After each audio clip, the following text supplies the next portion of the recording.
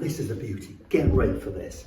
Look at the antique table or reproduction. How do you tell the difference? Well, I'm going to give you some secret trade tips here so you can spot the difference between a real antique, that is a real antique table, and a nasty, horrible reproduction. So this is an occasional table dating to the Regency period, 1820, 200 years old. I know that, and I'm going to show you how you can know that too. So style, yes, it's antique. Colour and patination, I'll get on to that. You hear us talk about colour and delicious patination on BBC shows like Antiques Road Trip, Bargain Hunt. It's vitally important. I will tell you about that in a second. But the first thing you need to look at with an antique table is evidence of wear.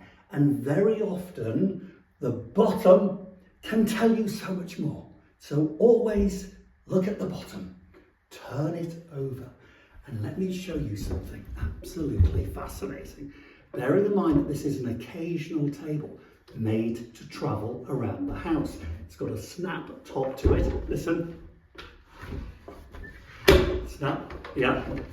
Occasional to move around, but when it's carried, it's generally carried by the top. You would, wouldn't you? You grab it like that. You grab it like that.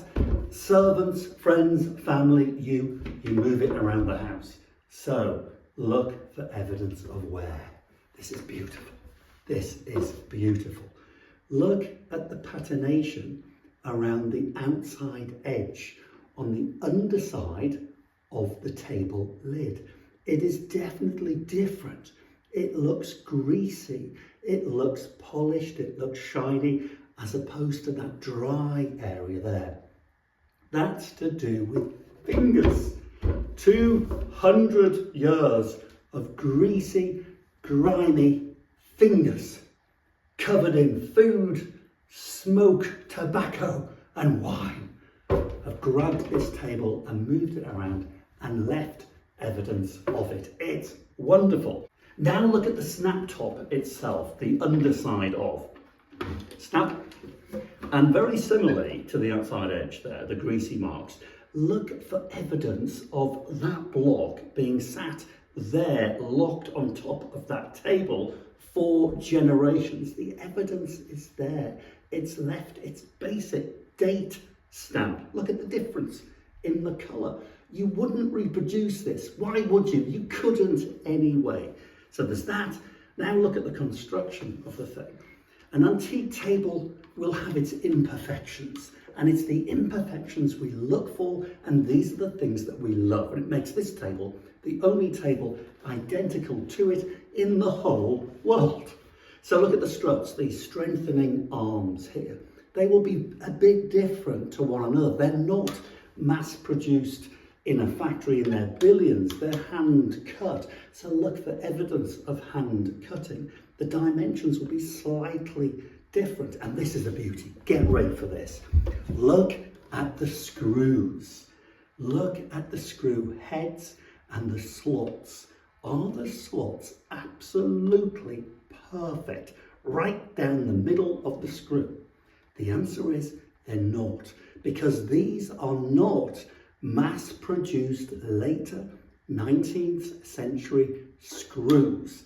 They are produced in a small cottage industry type situation, and they're not perfect, which, remember, makes them perfect. And talking about looking at the bottom of everything, look at the real bottom. Look at the base of the feet, the legs. Look at the wear. Is there wear there? And the answer is yes. There is lots of wear there. Evidence that the table has moved around from pillar to post for generations. That's a lovely little indicator as well, that metal bracket there, giving the tripod base some strength. It's handmade. It's because it's country made, it's blacksmith made, it's workshop made, the kind of thing that if you had the ability you'd make in your back garden in the shed. It's a similar thing. This was not a mass-produced table. It's got loads of cobwebs there, sorry about that. Now back to colour. Colour and patination. Look at the top compared to the base, the stem there. Well, the top is slightly lighter. This is a non-restored antique table. This is natural. This is as natural as you'd ever get. So the top is slightly paler than the base. Good, because the top has been wiped with damp cloths over the years to get rid of spillages, and it's taken some of the colour. It's been sat in front of sun and it's bleached as opposed to the base. So that colour and patination is delicious, so nice you could lick it. I mean, seriously, that is wonderful. Whereas a reproduction would be too shiny, it would be too sharp. It would look like it was obviously worn. You'd get your eye in with this, but it would have a real sheen, a real spray lacquer to it. An antique polished table doesn't.